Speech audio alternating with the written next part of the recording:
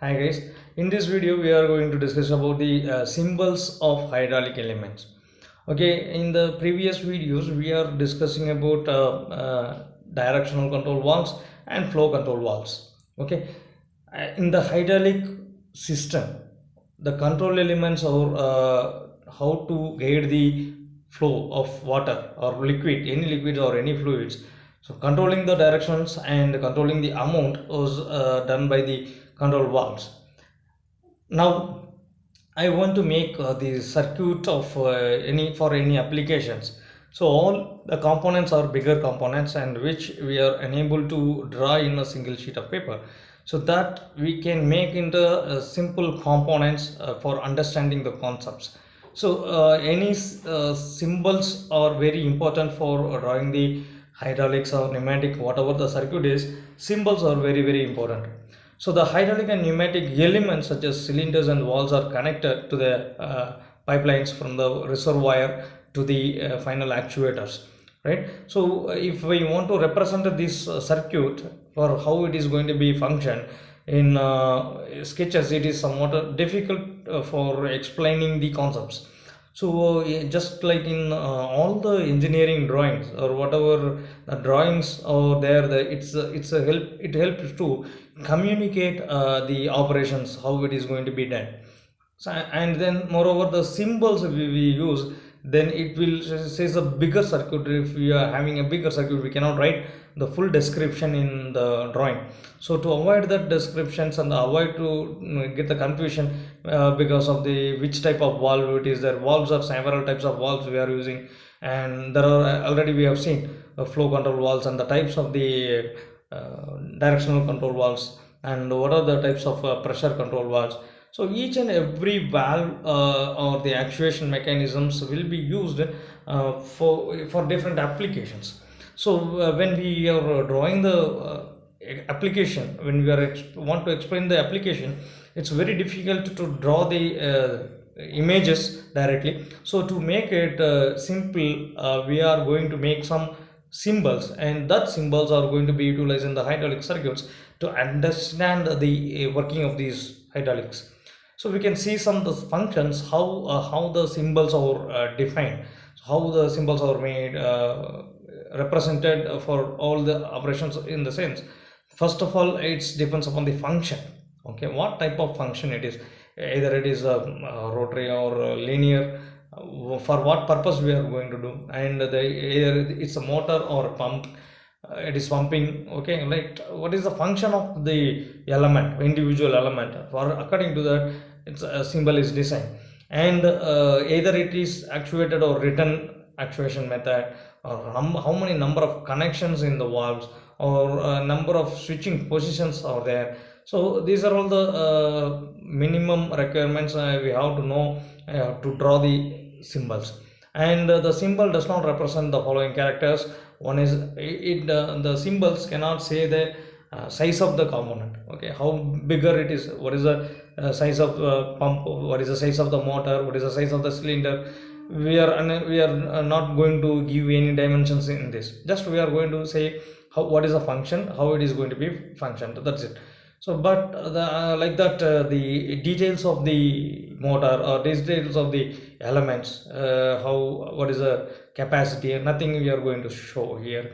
And what is the operation, how it is going to be operated, and the physical details of the elements, nothing will be shown here. Only the thing is we are going to discuss about the function, the actuation and written actuation methods, and number of connections, number of switching positions, and the principle how it is working, mainly how the principle. So according to the principle we are going to decide the symbols.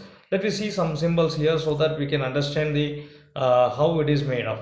And moreover the port already we have explained 1 2 3 4 ports number. This is what now earlier ports are earlier ports were designed with a letter system. Now we are going for a number system to understand port number 1 2 3 4 and so right. This is what the letter and number system carries. And now we are going for some other symbols here we are going to discuss, see or going to see here. So the first one is it based upon energy supply. So either it is compressor or air receiver or pump. Okay, what type of pump it is, like that what we are going to do with the what energy supply. Okay, so the first one is the air compressor, one directional rotation only, constant displacement volume. So the arrow, it shows the one direction and constant displacement. And a accumulator, just a receiver, air receiver symbol, it is there, a compressed air which is stored in a system. So the symbol, second symbol is stored the receiver of air receiver as a storage area where the compressed air is getting received. And the next one is the volume pumps, pneumatic motor, the rotary motors, rotary actuators, and hydraulic motors. How it is in rotary, a white arrows will be there. In hydraulics, it is shaded, the symbols are getting shaded up, so that it is easily identified as air and hydraulic. Okay, the same symbols are there, but the thing is, the shade is there in the triangular portion that you can see here. One is one directional and two directional rotation with the constant displacement volume, and one directional and two directional rotation with variable displacement. If a line crosses over the motor, it is a variable displacement. If no line, no arrow crosses, then it is a constant displacement. And air filters, dryers, lubricators, all these are all symbol, but just like a square, and there lines, two lines. The first one is air filter, how it is filtering the air for the symbol, dryer symbol, and lubrication symbol. So these are all the symbols of the service units. So regulator and FRL unit. So filter, regulator, and lubrication, both, all three combinedly it is there. And so the combination of all the three will be there. Regulator will be separate. So all, when we need to show a part which is going to regulate air pressure, we have to use this regulator symbol. And directional control valves, as we discussed, two-way valve, 2x2-way valve. So we can see the first valve, which one port is, it is getting closed, and if we move the spool, then it will be open, that is either closed or it will be open. That is a two-way, it's a possible, either open or closed, and 1 and 2 will be the path. So in a 3x2-way valve, you can see these. In the first position, flow takes place to the cylinder, that is in the left one it can go, and but the third port is getting closed. Three ports will be there, and two ways you can connect to the three ports in a two-way. So first way is only it's a direction of flow in one direction, and the second way, if you switch the spool towards the left side, the port which is connected to the third one. Okay, so 1 to 2, it will go first. See here, 1 to 2 it goes, and then 2 to 3 it will come. So this is how it is going to be connected, and we will see in the further examples. And 4x2, there is 4 ways out there, and in two positions we can make connection of these 4. Okay, 1 to 2 and 2 to 3 will be there. Just like when it is moved, 4 and 3 will be connected, and 1 and 2 is connected. So direct, this are the 4x2-way valves. And 4x3-way valves, like 4 ways are there, but in 3 positions we can shift it, either in closed or open or cross. So like this, the direction control valves symbols are there.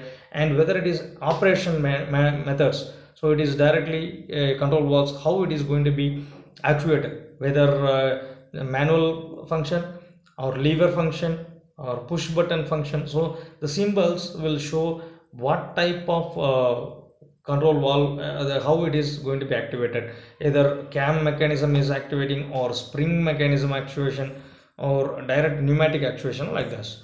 So this is the direction control valves. And non-return valves, the check valves, where the water can flow or the fluid can flow. Here this ball, and which side of the ball is there, that side liquid cannot flow. So here the liquid can flow only one this direction by pushing the ball out, and the liquid can flow here, but it cannot move back.